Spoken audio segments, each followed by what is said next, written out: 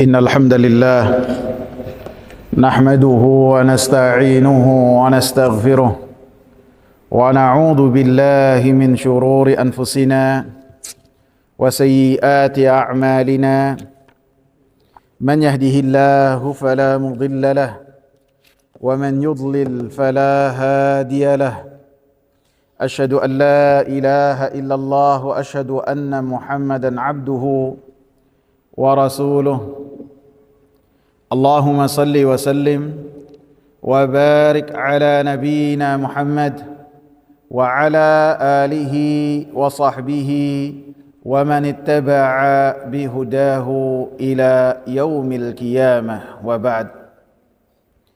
Hadirin jamaah sekalian yang saya muliakan, kita lanjutkan pembahasan kita mengenai kitab Riyadhus Shalihin dalam bab taubah.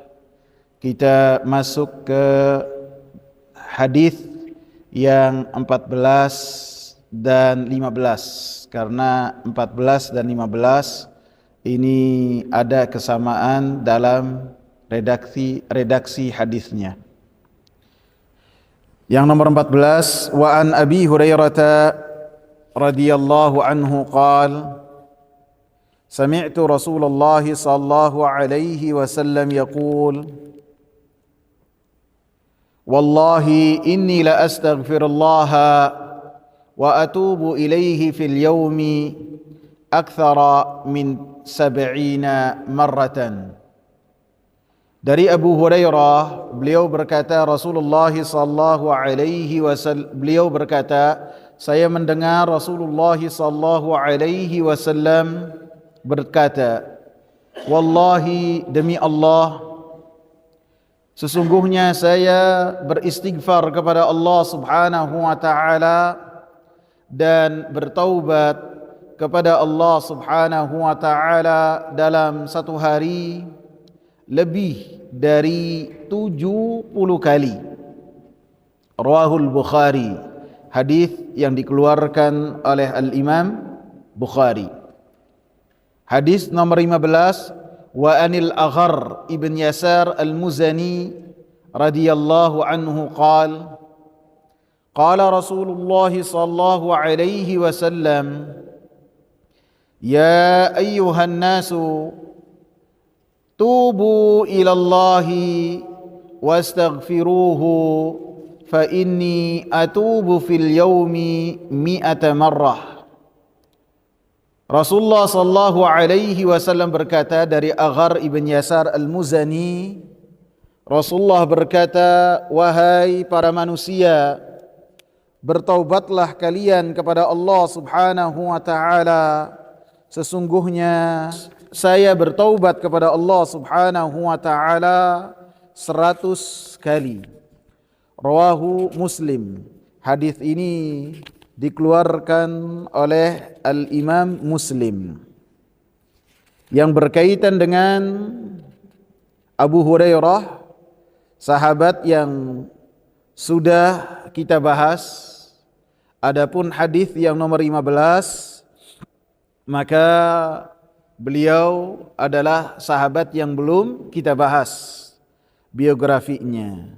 Akan tetapi ini ada sesuatu perbedaan yang tidak biasa dilakukan oleh Imam Nawawi rahimahullah ketika beliau bertemu dengan nama seorang sahabat, kemudian sahabatnya baru disebutkan oleh beliau dalam kitab Riyadhus Shalihin. Biasanya beliau mencantumkan kunyahnya, seperti dalam perawi-perawi sebelumnya. Akan tetapi yang berkaitan dengan perawi nomor 15 ini, maka beliau tidak mencantumkan kunyahnya. Bisa jadi sahabat Aghar ini tidak dikenal kunyahnya, sehingga Al-Imam Nawawi rahimahullah tidak menemukan kunyahnya. Bisa jadi. Sehingga dalam kitab Kunuzu Riyadhus Shalihin yang saya bawakan juga sebagai referensi dalam kajian ini, ketika menterjemahkan dan menjelaskan siapa Aghar ibn Yasar al-Muzani pun dengan biografi yang sangat singkat sekali. Tidak seperti dalam perawi-perawi lainnya dari kalangan sahabat. Dalam kitab ini dijabarkan siapa perawinya dan apa yang dilakukan dan berapa hadisnya. Akan tapi yang berkaitan dengan Aghar ibn Yasar al-Muzani disebutkan dengan secara singkat saja. Disebutkan bahwasanya Aghar ibn Yasar al-Muzani ini dari kalangan muhajirin. Beliau termasuk sahabat dan beliau ini memiliki riwayat hadis dari Nabi sallallahu alaihi wasallam yang sangat terbatas sekali. Sehingga Al-Imam Bukhari rahimahullah mengeluarkan dan menyebutkan nama Aghar ibn Yasar al-Muzani dalam kitab Al-Adab al-Mufrad, bukan dalam kitab Sahih Bukhari.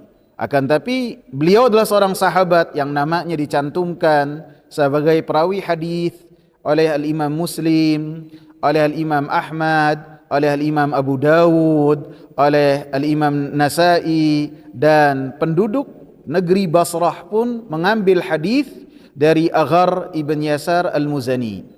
Karena Aghar ibn Yasar al-Muzani ini memiliki riwayat dari Nabi, dari Abu Bakar As-Siddiq, dan sahabat-sahabat yang lain pun meriwayatkan dari Aghar. Seperti Umar bin Khattab radhiyallahu anhu dengan kedudukan yang tinggi mengambil hadis dan riwayat dari Aghar ibn Yasar al-Muzani. Karena seorang ketika mengambil hadis atau mengambil ilmu, tidak harus mengambil ilmu itu dari orang yang lebih alim darinya, tidak harus. Bisa jadi mengambil ilmu dari orang yang kedudukan ilmunya di bawah dari dia. Seperti Umar bin Khattab menerima hadis dari Aghar ibn Yasar, walaupun kedudukannya Umar bin Khattab radhiyallahu anhu jauh di atas Aghar ibn Yasar al-Muzani.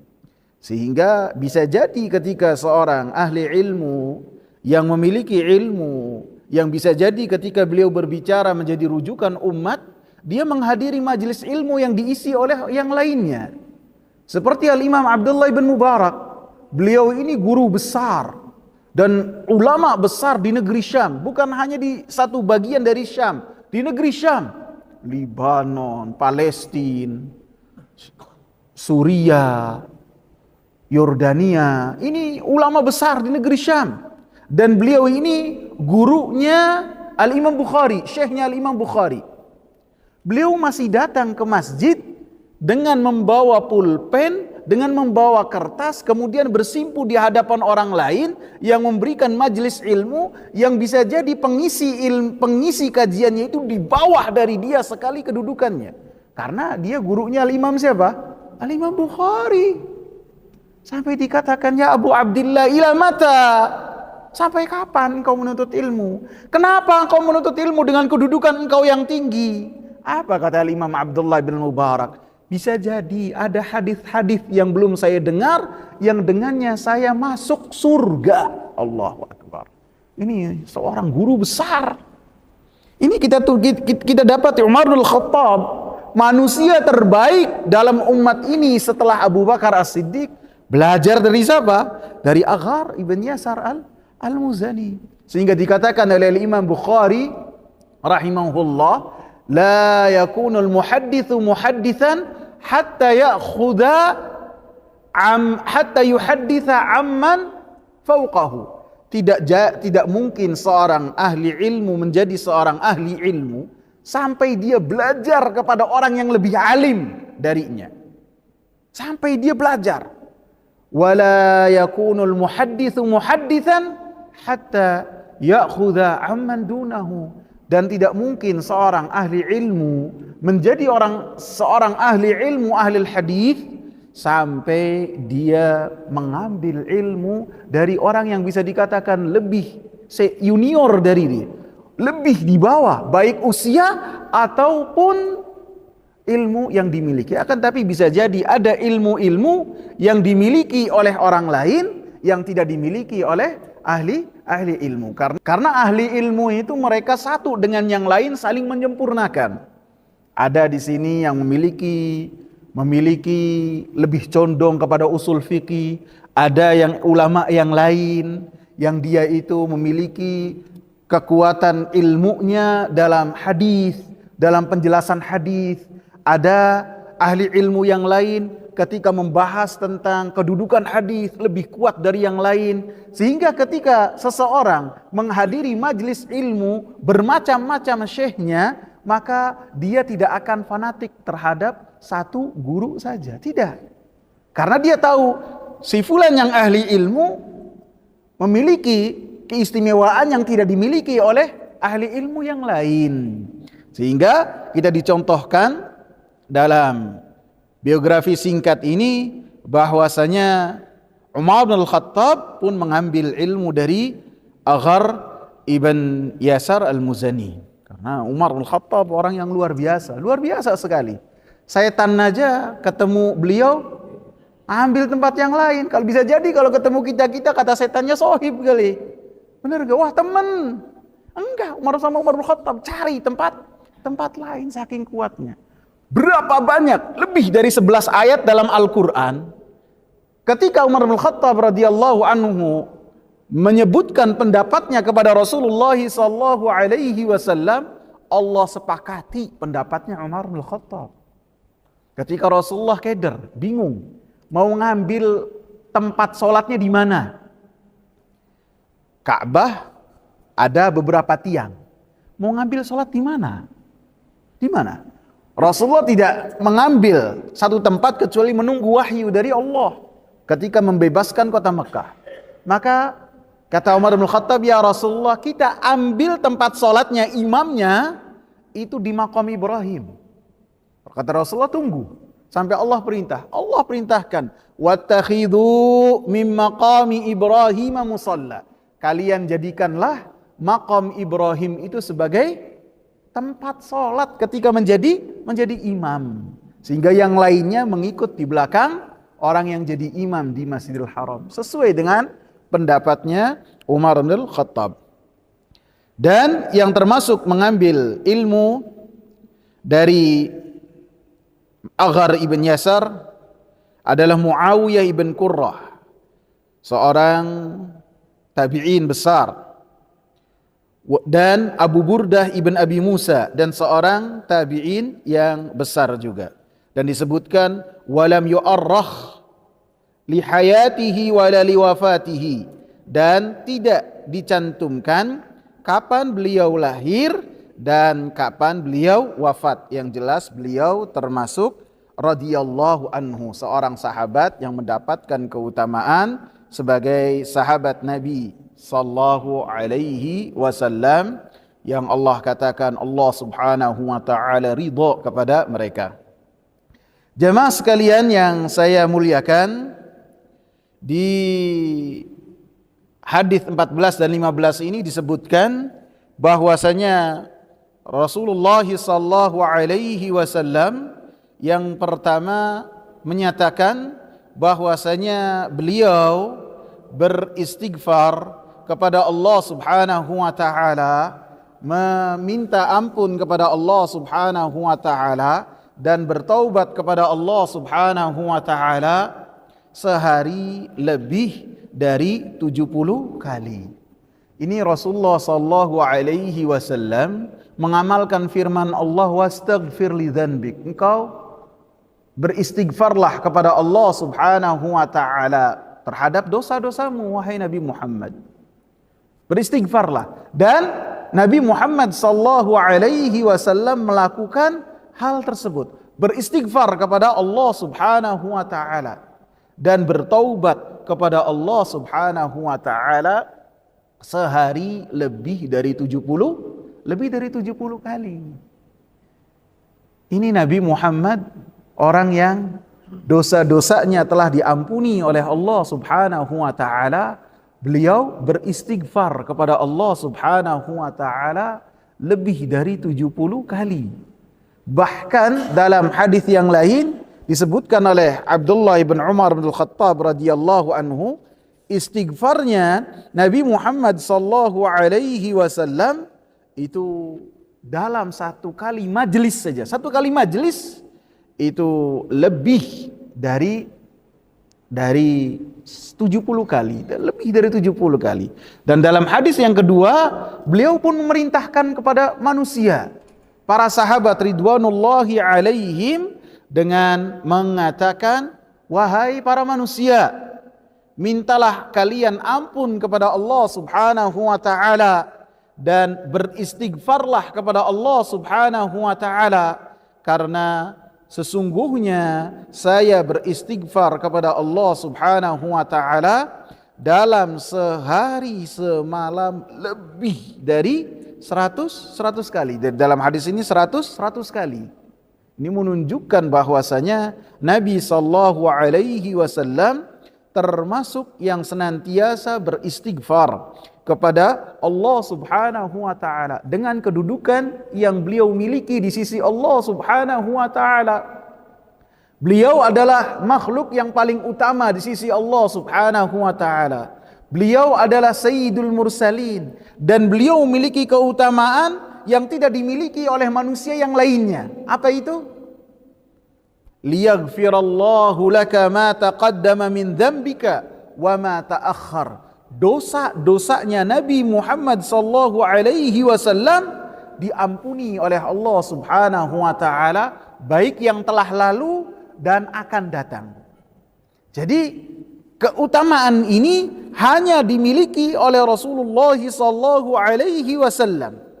Adapun yang lainnya tidak mendapatkan keutamaan ini, tidak.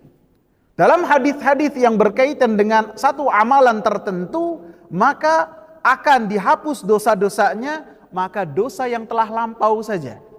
Adapun yang akan datang tidak mendapatkan hal tersebut. Allahumma, kecuali mungkin Utsman ibn Affan radhiyallahu anhu, ketika beliau dalam peperangan Tabuk membawa harta yang sangat banyak sekali, kemudian Rasulullah sallallahu alaihi wasallam katakan ketika memegang harta yang sangat berlimpah dari Utsman ibn Affan, dan banyak onta, banyak kuda dengan persenjataan yang lengkap yang Utsman ibn Affan berikan untuk kaum muslimin, maka Rasulullah katakan, ma dharra Utsman ma fa'ala ba'dal yaum. Tidak akan berbahaya untuk Utsman apa yang telah dia lakukan setelah hari ini. Penghuni surga. Kalau kita mendapatkan keutamaan itu, mungkin kita ongkang-ongkangan ya. Udah santai saja. Ini enggak, Utsman makin rajin beribadah kepada Allah subhanahu wa ta'ala. Seperti yang sudah saya sebutkan, sekali sholat saja, sholat malamnya, beliau berapa rakaat? 1 rakaat beliau sholat malamnya. Di bulan Ramadan, beliau sholat malamnya itu tarawihnya 1 rakaat, tapi sendirian ya. Sholatnya 1 rakaat, dan membaca Al-Qur'annya dari Bismillahirrahmanirrahim, Alhamdulillahi Rabbil Alamin, sampai minal jinnati wan nas, sampai hatam. Masya Allah, luar biasa. Jadi Rasulullah sallallahu alaihi wasallam senantiasa beristighfar kepada Allah subhanahu wa ta'ala, dan beliau pun senantiasa mengatakan bahwasanya innahu la yughanu ala qalbi. Terkadang hati saya ini tertutup, lalai. Jadi kalau kita lalai, Nabi juga lalai, pernah lalai. Wa inni la astaghfirullah fil yaumi mi'ata marrah. Maka saya tutup hal tersebut dengan apa? Kelalaian tersebut dengan beristighfar kepada Allah subhanahu wa ta'ala dalam sehari 100 kali. Dan ini keutamaan yang harus kita lakukan. Jadi apabila Nabi Muhammad sallallahu alaihi wasallam memerintahkan hal tersebut dengan perintah yang jelas, tubu, bertaubatlah kalian, wastaghfiru, dan beristighfarlah kalian, maka menunjukkan bahwasanya taubat itu hukumnya wajib, harus kita lakukan. Karena Rasulullah sallallahu alaihi wasallam memerintahkan dengan ya ayuhan nas, tubu, bertaubatlah kalian. Maka siapa yang bertaubat kepada Allah Subhanahu wa taala, maka dia mendapatkan dua keutamaan. Yang pertama, dia melaksanakan perintah Allah dan Rasul-Nya. Karena dalam ayat-ayat yang sudah kita bahas, ayat-ayat yang banyak, diantaranya 3 ayat yang menjelaskan bahwasanya kita diperintahkan untuk bertaubat. Jadi ketika seorang bertaubat, maka dia melaksanakan perintah Allah dan Rasul-Nya. Dan setiap perintah Allah dan Rasul-Nya pasti ada kebaikan. Dan siapa yang menjalankan perintah Allah dan Rasul-Nya, maka dia akan mendapatkan kebahagiaan di dunia dan di akhirat. Terkadang seseorang ketika mau beribadah sibuk dengan hikmahnya apa? Betul enggak? Hikmahnya apa nih? Rukunya lempeng, hikmahnya apa? Ketika rukunya itu memegang lutut seperti menggenggam, apa hikmahnya? Kadang-kadang ada pertanyaan enggak? Baik pada diri kita ataupun terkadang dari orang yang ada di sekitar kita. Disibukkan dengan apa? Apa hikmahnya? Maka kita katakan hikmah yang paling besar ketika kita melaksanakan perintah Allah dan Rasul-Nya, bahwasanya hal tersebut adalah perintah Allah dan Rasul-Nya. Tidak lebih dari itu. Sehingga ketika kita mengatakan hikmahnya adalah itu perintah Allah dan Rasul-Nya, ketika kita melaksanakan hal tersebut, kita menghadirkan dalam diri kita bahwasanya itu adalah perintah Allah dan Rasul-Nya, maka kita mendapatkan kebahagiaan baik di dunia dan di akhirat. Sehingga ketika ada orang bertanya kepada Aisyah radhiyallahu anha, bertanyanya dengan, wahai Aisyah, kalau nggak salah penanyanya seorang perempuan yang bernama Mu'adzah binti Abdillah, seorang tabi'in dari kalangan perempuan. Dia bertanya kepada Aisyah, wahai Aisyah, ibu kaum mukminin, kenapa sih perempuan itu ketika datang bulan setelah bersih, setelah suci, mengqadha puasa, tidak mengqadha salat? Kenapa? Padahal sholat itu lebih afdol dan lebih utama daripada puasa. Langsung ditegaskan oleh Aisyah, engkau seorang khawarij. Engkau seorang khawarij. Karena dari keyakinannya orang-orang khawarij yang mereka dikatakan oleh Rasulullah SAW sebagai anjing-anjing penghuni api neraka, yang Rasulullah katakan mereka berakal sangat dangkal, sehingga ketika memahami Al-Quran dan As-Sunnah itu pemahamannya tidak benar, bukan menghantarkan ke surga, akan tetapi menghantarkan ke api neraka. Ini orang-orang Khawarij. Sehingga Aisyah mengatakan, ahururiyatun anti, engkau orang Khawarij? Kata Mu'adzah, enggak. Saya ini benar-benar bertanya nih. Maka kata Aisyah radhiyallahu anha, kana yusibuna dzalik. Dulu kita datang bulan juga. Istri-istri Nabi berbilang, dan sahabat perempuan pun dari selain istri-istri Nabi mereka datang bulan. Fanu'maru biqada'is shaum wa la nu'maru biqada'is shalah. Kita diperintah untuk mengqadha puasa, tidak diperintah untuk mengqadha salat. Jadi hikmahnya apa? Jangan ditanya ini dan itu, akan tetapi itu perintah dari Allah dan Rasulnya, titik. Tidak ada penjelasan yang lain. Dan itu hikmah yang paling besar. Karena orang-orang yang beriman, baik dari kalangan laki-laki ataupun perempuan, apabila telah datang keputusan Allah dan Rasulnya, mereka tidak memiliki pilihan-pilihan yang lain, kecuali mengatakan sami'na wa ata'na, tunduk patuh kepada Allah subhanahu wa ta'ala. Keutamaan yang kedua, ketika seseorang bertaubat kepada Allah subhanahu wa ta'ala, bersuri tauladan kepada Rasulullah sallallahu alaihi wasallam, sebagaimana Rasulullah sallallahu alaihi wasallam bertaubat kepada Allah subhanahu wa ta'ala 100 kali, maka ketika seorang bertaubat kepada Allah subhanahu wa ta'ala, maka dia telah bersuri tauladan kepada Nabi Muhammad sallallahu alaihi wasallam. Laqad kana lakum fi Rasulillahi uswatun hasanah. Sungguh telah ada kepada diri Rasulullah sallallahu alaihi wasallam untuk kalian suri tauladan. Menunjukkan orang-orang yang bersuri tauladan kepada Rasulullah sallallahu alaihi wasallam, mereka adalah orang-orang yang yarjullah, mereka berharap kepada Allah, berharap pada hari akhir supaya selamat, dan mereka adalah orang-orang yang berzikir kepada Allah Subhanahu wa taala dengan zikir yang selamat, dengan zikir yang banyak. Dan di dalam hadis ini juga menunjukkan bahwasanya Nabi sallallahu alaihi wasallam manusia yang paling pertama untuk mengamalkan apa yang telah diperintahkan oleh Allah Subhanahu wa taala. Apa yang diperintahkan oleh Allah Subhanahu wa taala, maka Nabi Muhammad sallallahu alaihi wasallam adalah orang yang pertama dan orang yang paling banyak dan orang yang paling berkualitas ketika mengamalkan itu semua dalam apapun juga. Dalam sholat, maka Nabi sallallahu alaihi wasallam yang paling luar biasa dalam sholat.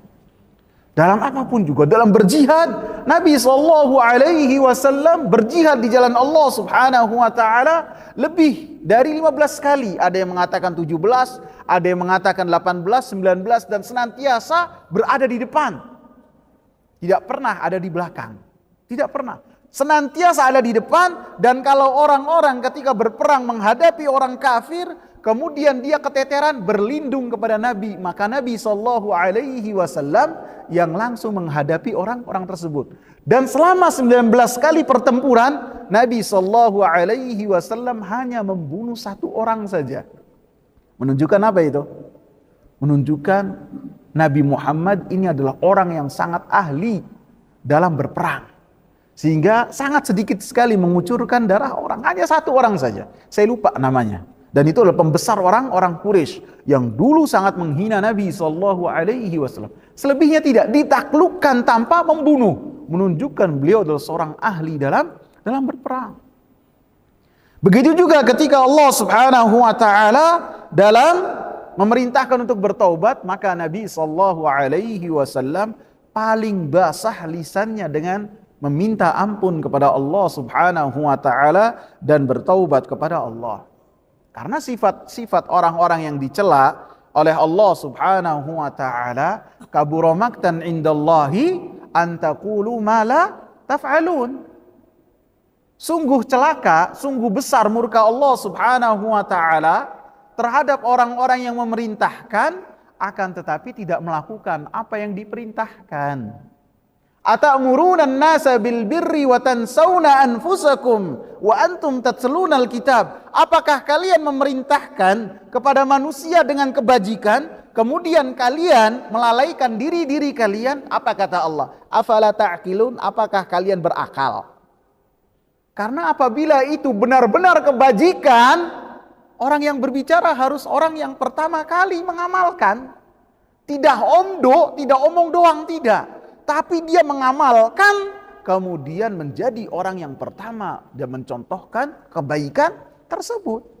Sehingga di hari kiamat ada dalam api neraka orang-orang yang bikin kapi tenggeng penghuni api neraka. Kapi tenggeng apa tuh?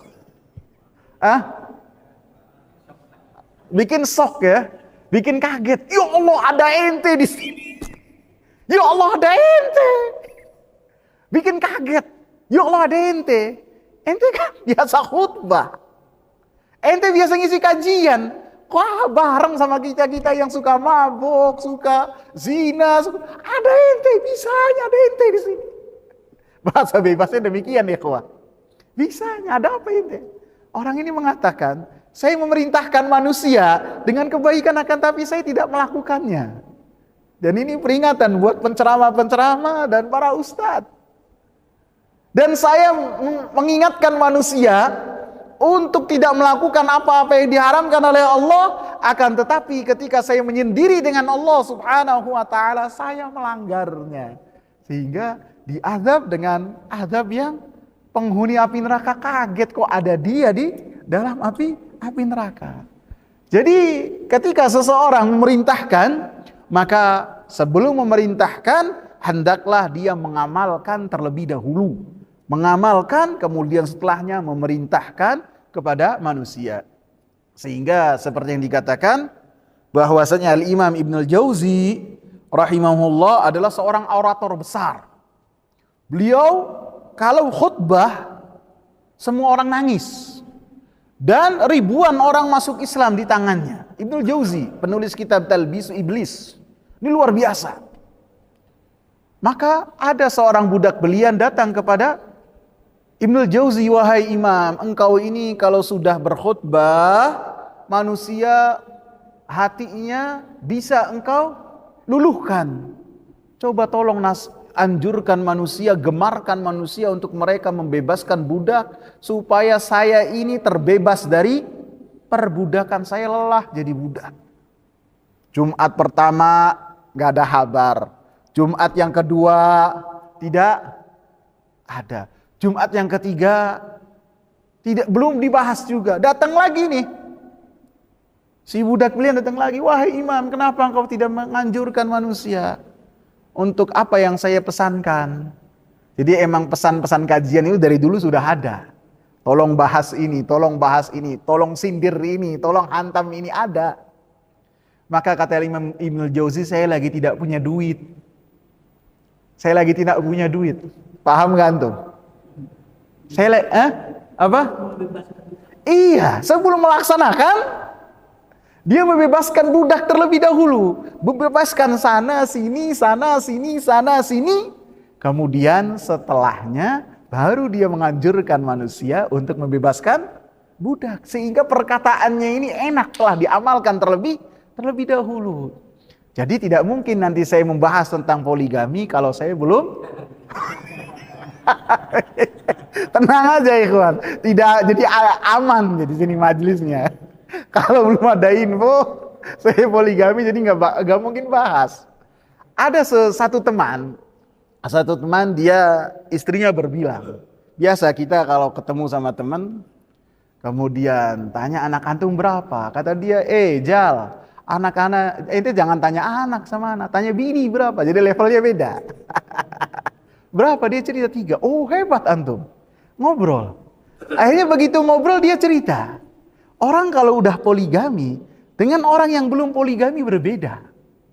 Kalau orang yang sudah poligami, itu dia ketika menilai poligami dengan penilaian yang lebih insaf, lebih adil. Beda ketika seseorang yang belum poligami. Terus kemudian dia sebutkan, antum tahu Ustadz Fulan? Iya, ana tahu Ustadz Fulan. Dia menyebutkan bahwasanya Ustadz Fulan ini ketika membahas poligami sangatlah seakan-akan mendiskreditkan, seakan-akan ada hal yang harus dijauhi. Itu ketika dia belum nikah lagi. Tapi begitu dia nikah lagi, maka pembicaraannya pun berbeda dan tentu ibu-ibunya sudah makin menjauh dari Ustadz tersebut. Benar gak? Ini pengalaman saja ketika saya bertemu dengan seseorang yang nikahnya lebih dari 2. Teman saya itu. Sampai mana kalau udah bahas poligami lupa. Jadi perkataan, jadi Nabi SAW benar-benar seorang Abdullah, seorang hamba Allah yang benar-benar menunjukkan penghambaan beliau kepada Allah Subhanahu wa taala, sehingga segala perintah beliau lakukan, yang mana itu perintahnya dari Allah Subhanahu wa taala. Sehingga dalam hadis ini menunjukkan bahwasanya Nabi Muhammad sallallahu alaihi wasallam adalah orang yang sangat beribadah kepada Allah Subhanahu wa taala. Dan pelajaran berikutnya, Nabi sallallahu alaihi wasallam senantiasa mengajarkan kebaikan kepada manusia dengan lisannya dan dengan perkataannya. Jadi tidak cukup berhenti dengan lisan saja disebutkan, akan tapi dengan perkataan-perkataannya juga. Nabi sallallahu alaihi wasallam dengan perkataan dan perbuatan, dengan perkataan dan perbuatan. Jadi tidak cukup perkataan akan tapi perbuatan juga. Bahkan banyak perintah yang Nabi sallallahu alaihi wasallam jabarkan dengan perbuatan-perbuatan beliau. Seperti apa? Rasulullah katakan, "Shallu kama raaitumuni usalli." salatlah kalian sebagaimana kalian melihat saya salat. Maka tata cara salat itu tidaklah dijabarkan oleh Nabi dengan lisannya, tidak. Akan tetapi dengan bagaimana para sahabat ridwanullahi alaihim melihat Nabi Muhammad sallallahu alaihi wasallam bagaimana beliau itu salat. Sehingga para sahabat tahu Nabi ketika salat zuhur, salat asar tidak ada suaranya, bukan lagi merenung, bukan lagi ngingat-ngingat sesuatu yang hilang, bukan. Lebih-lebih berhayal ke sana kemari, tidak. Akan tetapi lagi baca ayat-ayat Al-Quran dari Al-Fatihah dan yang lainnya. Mereka ketahui dari mana? Dari jenggot Nabi yang bergerak ketika zuhur dan asar. Jadi ketika baca, Nabi jenggotnya itu bergerak-gerak sehingga para sahabat tahu Nabi lagi baca Al-Quran. Menunjukkan juga ketika seseorang sholat, tidak harus matanya ke tempat dia sujud. Bisa juga melihat ke depan sesuai dengan kepala dia, bisa. Yang tidak boleh ketika seorang sholat matanya melihat ke atas, ini haram. Dan diancam dengan ancaman yang sangat keras. Antum kalau ketemu pejabat, kemudian matanya gini, gimana? Iya kan? Yang tadinya pejabatnya mungkin pejabat yang berpengaruh, yang tadinya respon baik, bisa jadi marah. Ini ketemu sama Allah, harus tawadhu. Dan bisa juga tawadhu ini bisa dengan pandangan mata lurus, bisa juga dengan pandangan mata ke bawah. Yang paling menjadikan hati kita itu khusyuk. Terkadang kalau Allahu Akbar sholat lihat pandangan mata ke bawah, lihatnya merek sarung. Bener nggak? Sarung ini harga berapa? Ini apa? Ya kadang-kadang demikian. Maka apabila kita terganggu, maka kita dengan tegak, enggak apa-apa. Apalagi kalau orang yang sholat di depan kitanya itu imamnya adalah seorang alim kabir, seorang ulama, maka kita dengan melihat mau tahu tata cara sholat dia itu bagaimana, dan itu seperti yang dilakukan oleh para sahabat Nabi ridwanullahi alaihim. Kemudian di dalam hadis ini disebutkan yang berkaitan dengan istighfar. Istighfar dengan taubat itu dikatakan oleh sebagian ulama satu kesatuan. Istighfar artinya meminta ampun. Artinya ya, istighfar itu meminta maghfirah. Maghfirah artinya kita meminta kepada Allah Subhanahu wa taala maghfirah supaya Allah Subhanahu wa taala menutup dosa yang kita lakukan dari mata manusia. Ini maghfirah. Dan yang kedua, namanya maghfirah, kita berdoa kepada Allah supaya dampak dari dosa tersebut hilang dari kita. Ini namanya maghfirah.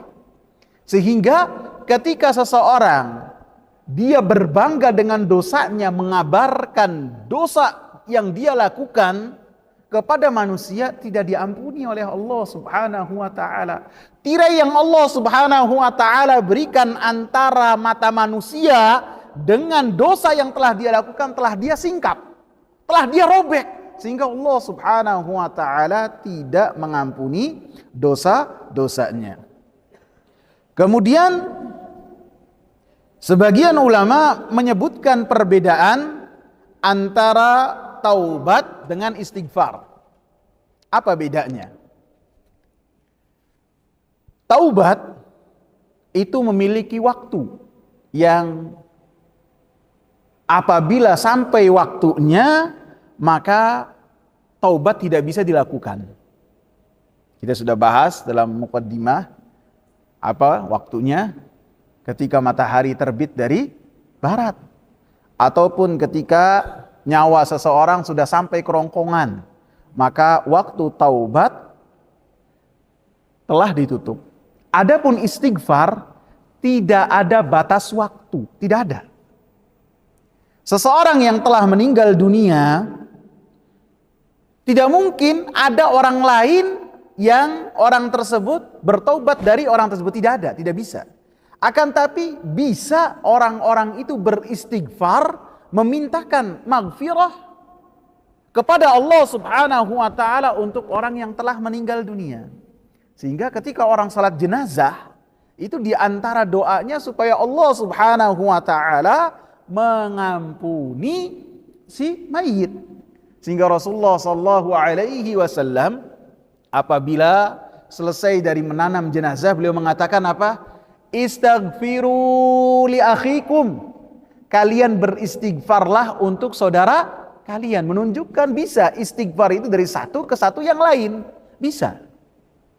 Sehingga dalam hadis Rasulullah sallallahu alaihi wasallam mengatakan, "Man istaghfara lil mu'minina wal mu'minati kataballahu lahu bikulli mu'minin wa mu'minatin ajran." Siapa yang beristighfar kepada kaum mukminin dan kaum mukminat, dengan kita mendoakan Allahumma gfir lil mu'minina wal mu'minat, dengan seperti itu maka ganjarannya besar. Ganjarannya apa? Allah Subhanahu wa taala menulis ganjaran untuk orang ini dari setiap mukmin dan mukminahnya itu mendapatkan satu kebaikan. Kalau umatnya Nabi Muhammad aja saja berapa? Lebih-lebih dari zamannya Nabi Adam sampai hari kiamat. Jadi ganjaran yang besar dan menunjukkan bisa seseorang beristighfar satu dengan yang lainnya, beda dengan taubat. Sehingga dari pembahasan ini, taubat hanya bisa dilakukan oleh pelaku dosanya, pelaku dosa. Adapun istighfar bisa selain pelaku dosa untuk beristighfar untuk yang lainnya. Jadi bedanya di situ. Taubat ada batasan waktu, adapun istighfar tidak ada.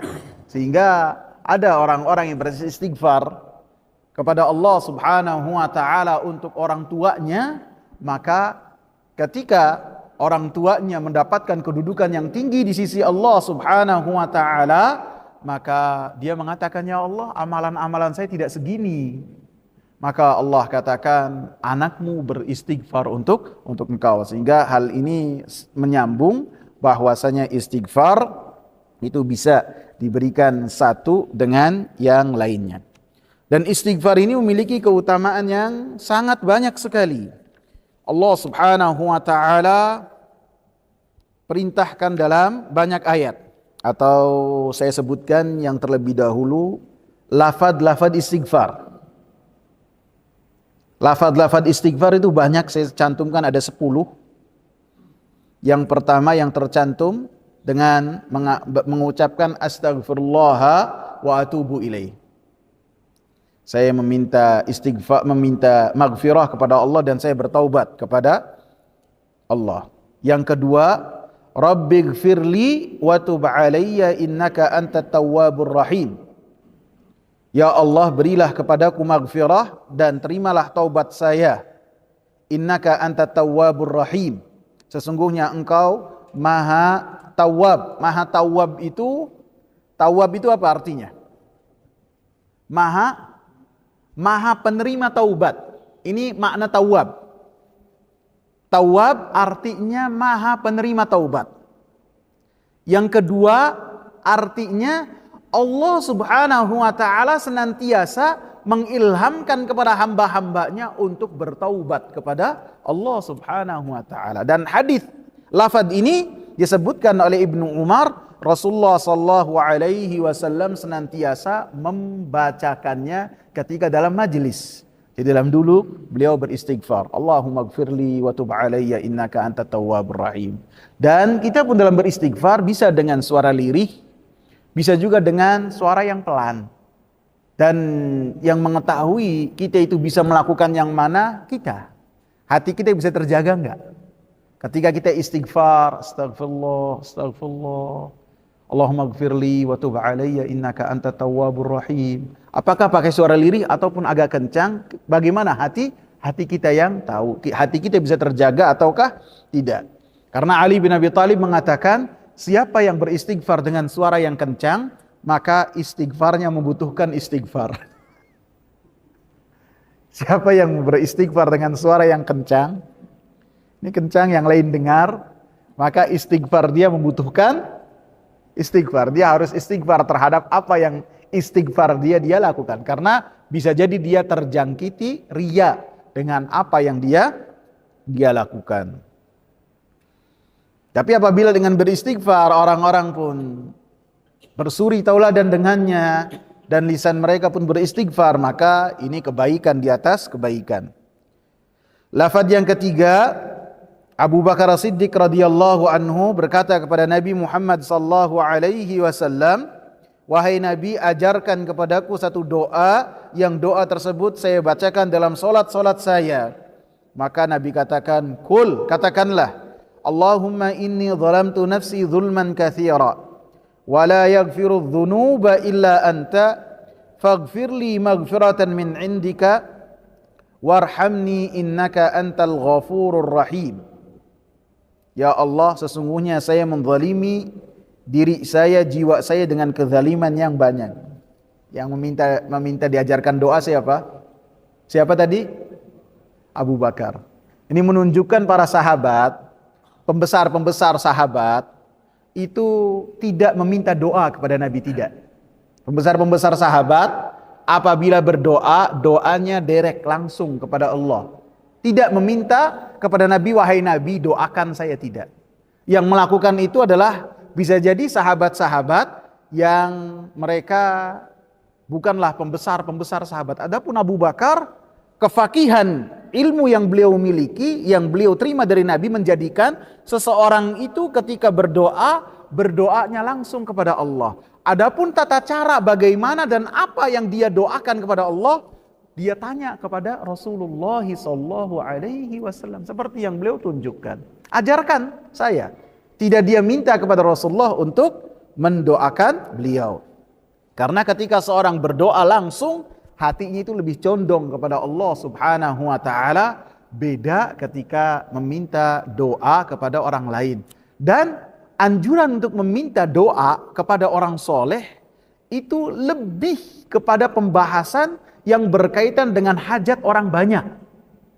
Adapun yang berkaitan dengan individu, maka dianjurkan untuk setiap orang langsung mengangkat tangannya kepada Allah Subhanahu wa taala, berdoa kepada Allah. Dan ini yang dipahami oleh para sahabat. Sahabat ridwanullahi alaihim ketika mendapatkan musim panas yang sangat panjang, yang mereka hajatnya tersulitkan dengan air yang sedikit, maka Umar bin Khattab radhiyallahu anhu mengumpulkan para sahabat dan tabi'in untuk salat istisqa. Kemudian meminta supaya Abbas pamannya Nabi berdoa kepada Allah Subhanahu wa taala, kemudian diamini oleh para sahabat dan tabi'in. Menunjukkan apa? Yang berkaitan dengan hajat orang banyak. Adapun masing-masing individu, maka mereka mengangkat doa langsung kepada Allah Subhanahu wa taala.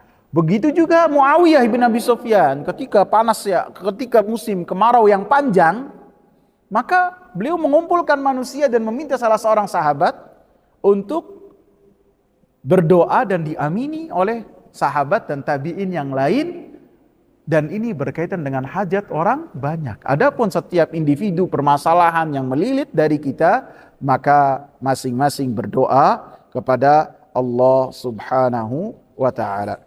Dan istighfar ini anjurannya sangat banyak sekali.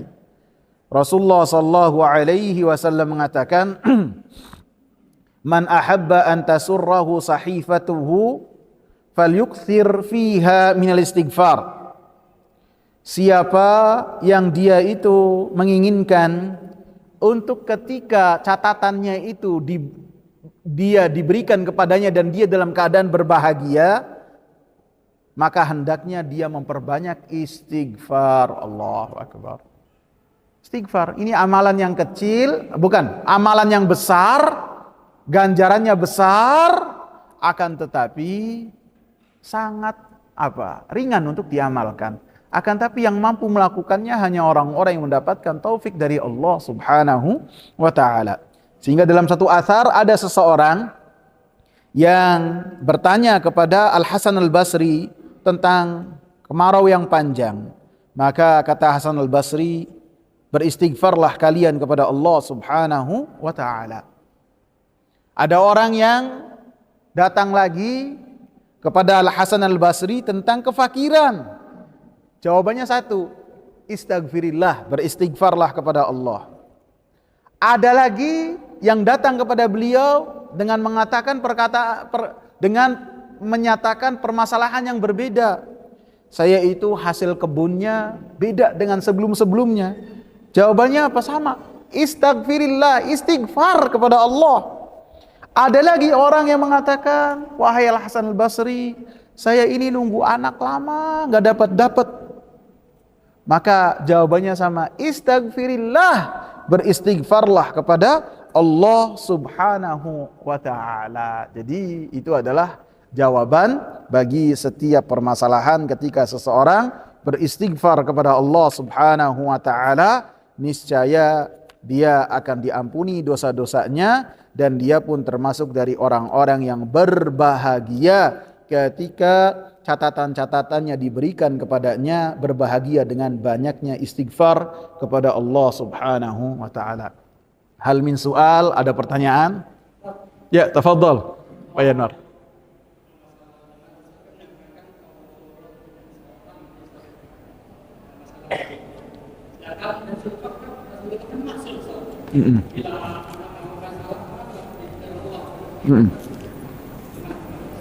Iya, maksum di sini beliau terjaga dari musuh. Yang kedua, beliau itu maksum terjaga dari kesalahan-kesalahan yang berkaitan dengan syariat. Maka beliau terjaga. Adapun dosa-dosa, maka dosa beliau ada karena Allah yang menetapkan bahwasanya beliau punya dosa. Akan tetapi dosa tersebut bukan dosa besar, bukan juga dosa-dosa yang berkaitan dengan bagaimana beliau menyampaikan. Sehingga Allah menetapkan wastaghfir li dzanbik, istighfarlah engkau terhadap dosamu. Jadi Allah yang menetapkan, menunjukkan bahwasanya beliau ada dosanya, akan tapi bukan dosa besar. Yang kedua, beliau mengatakan wa innahu layughanu ala qalbi. Sesungguhnya saya terkadang, kata Rasulullah, terlalaikan hatinya. Jadi beliau terkadang terlalaikan hatinya. Kemudian beliau tutup terlalaikan hatinya dengan memperbanyak beristighfar kepada Allah Subhanahu wa ta'ala dengan jumlah yang sangat banyak. Gitu Pak Yanuar, paham ya? Barakallahu fikum. Ada lagi? Silakan Ustaz.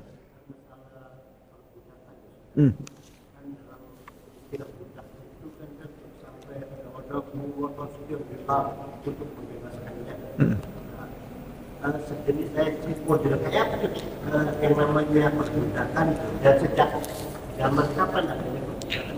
Perbudakan itu ada dari waktu sebelum zamannya Nabi Muhammad SAW, dan pada saat itu budak belian dianggap sebagai satu aset.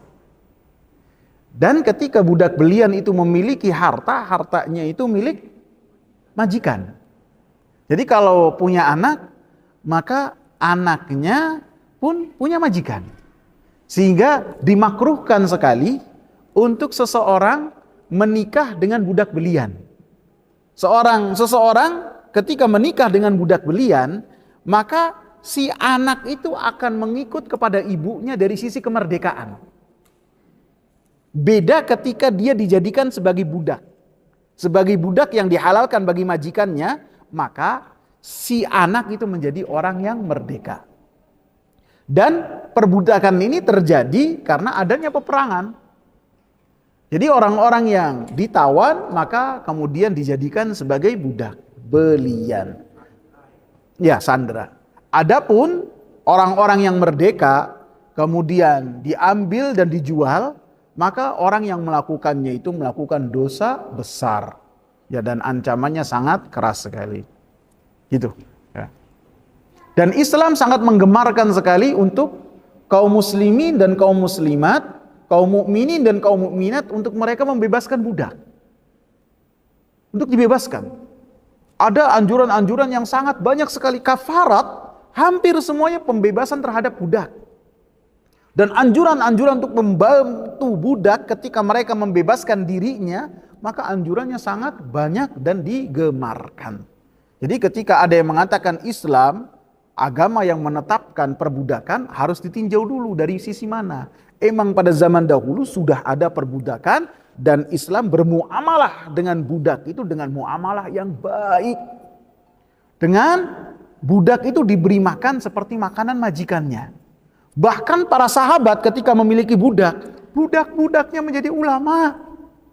Seperti Imam Nafi, seperti Ikrimah, seperti Aslam, maulanya Umar bin Khattab, seperti banyak yang mereka menjadi ulama besar karena apa? Karena perbudakan yang bagaimana para sahabat bermuamalah dengan mereka bukan sebagai barang yang diperjualbelikan, akan tetapi menjadi pertanggungjawaban mereka kepada Allah Subhanahu wa taala. Ya, semoga bermanfaat. Subhanakallahumma bihamdika asyhadu an la ilaha illa anta astaghfiruka wa atubu ilaih.